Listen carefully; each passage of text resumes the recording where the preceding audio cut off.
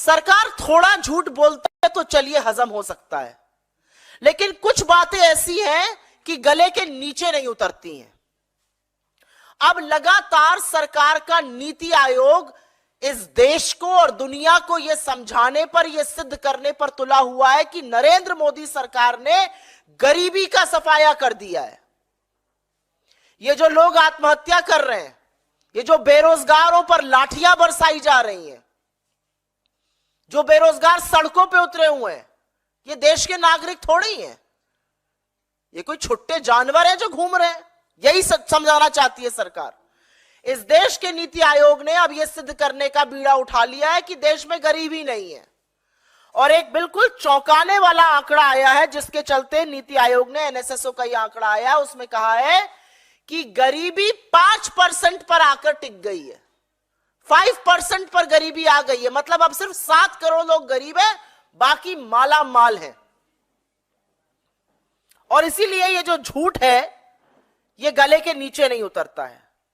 याद रहे कि 11 साल बाद ये जो उपभोक्ता व्यय, जो कंजम्पशन एक्सपेंडिचर का सर्वे है, 11 साल के अंतराल के बाद आया है।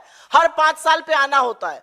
2017-18 का सर्वे सरकार ने कहा था क्वालिटी नहीं ठीक है, इसलिए विड्रॉ कर लिया गया था। असलियत यह थी कि नोटबंदी और एक फ्लॉड जीएसटी के चलते, गब्बर सिंह टैक्स के चलते वो 40 साल के सबसे निचले स्तर पर पहुंच गया था। तो वो दिखाने की हिम्मत नहीं थी सरकार की, इसलिए दिखाया नहीं गया था। अब चुनावी दौर है, चुनाव से प्रेरित सर्वे खूब दिखाई जाएंगे। उनमें से एक दिखाया गया है, ताल ठोक कर बोला जा रहा है 5% ही अब गरीब इस देश में रह गए हैं।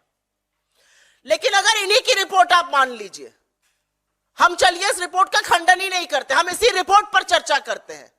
इसी रिपोर्ट की बाल की खाल अगर खोलने पे आ जाए तो देखिएगा असलियत क्या है। असलियत यह है कि इस देश के सबसे गरीब 5% लोग अपनी दिन की गुजर बसर सिर्फ और सिर्फ 46 रुपए रोजाना पर कर रहे हैं। उसमें उनका भोजन है, उसमें रोटी, कपड़ा, दवाई, पढ़ाई जैसी चीजें हैं। सिर्फ और सिर्फ 46 रुपए, यह असलियत है अगर इस सर्वे के मुताबिक ही चला जाए। लेकिन सरकार उस सुर्खी को दबाना चाहती है, पर सच की वो ताकत है कि सच उभर कर निकल ही जाता है।